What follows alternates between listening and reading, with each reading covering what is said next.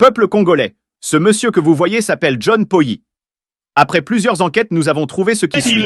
C'est parce que vous le soutenez. Vous êtes nombreux, on vous a déjà identifié. Nous vous connaissons tous. Avant qu'il soit tard, veillez vraiment à votre vision. Non, votre emblème, c'est l'aigle. L'aigle voit loin. Mais cette vision-là, elle est vraiment dans l'éternel. Vous avez mal vu.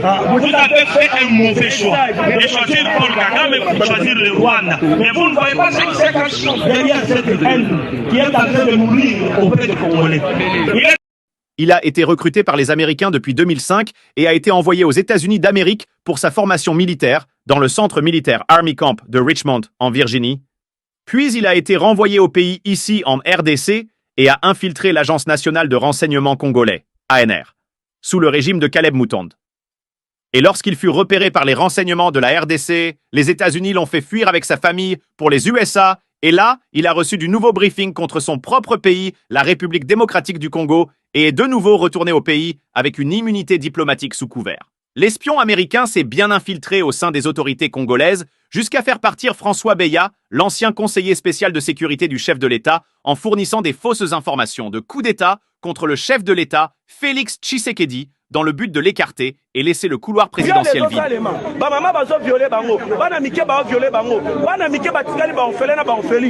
Américains, mais ils sont en train de nous condamner au lieu de condamner le Rwanda. En fait, de compte, nous avons compris que ce qui se passe, ce sont les Américains. Tout cela, c'est à cause de nos minéraux. Rwanda, dans la minéralité. Amérique, Congolais. Nous voulons que les Américains, ceux qui vont dire quoi normalité, la minute, Tolobi, le Kola Bango, va poli partenaire, la Bango, c'est les Kagame, c'est les Rwanda.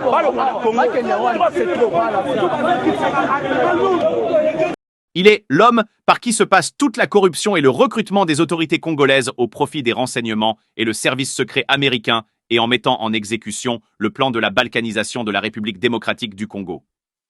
John Poyi est un espion contre son propre pays pour faciliter aux Américains leur plan mis en œuvre de la destruction de la République démocratique du Congo.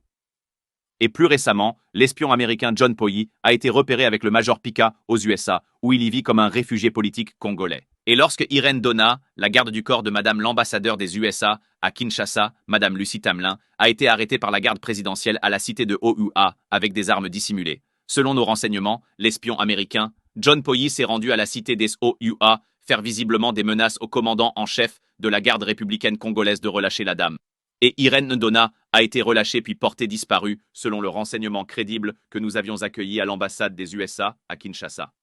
Peuple congolais, John Poyi est un ennemi des Congolais, un traître, un voyou, un homme très dangereux, un canal par lequel le pays s'effondre dans la main des Américains, des Français, des Anglais, des Belges, qui se partagent à la RDC comme un gâteau sans propriétaire. Il est temps d'ouvrir les yeux et sauver le pays en démasquant les ennemis des Congolais. Partagez cette vidéo pour sauver la République démocratique du Congo contre la balkanisation et la complicité de la communauté internationale.